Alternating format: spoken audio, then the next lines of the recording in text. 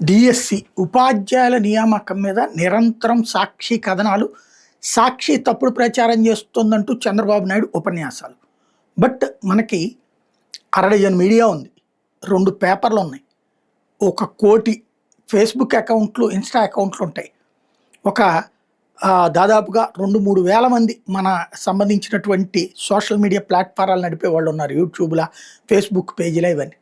ఇవన్నీ ఉన్నా కూడా పబ్లిక్లో అనుమానాలు అయితే పోవట్ల, రావట్లేదు, కొంతమందికి వచ్చిన వాళ్ళకి పోవట్ల. ఆ విషయంలో ప్రభుత్వం ఒక బాధ్యతాయుతంగా ఆలోచించి సమాధానం చెప్పాల్సి ఉంది.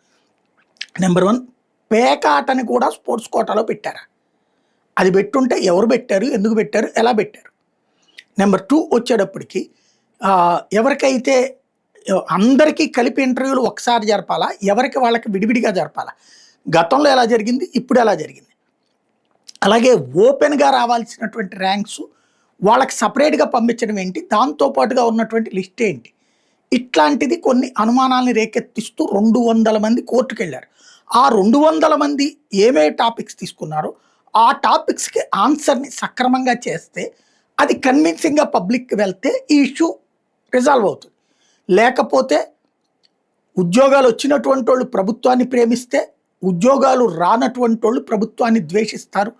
అది వైసీపీకి ఫెచ్చింగ్ కాకపోవచ్చు, కానీ ప్రభుత్వానికి నష్టం అవుతుంది. ఆలోచించుకోవాల్సింది.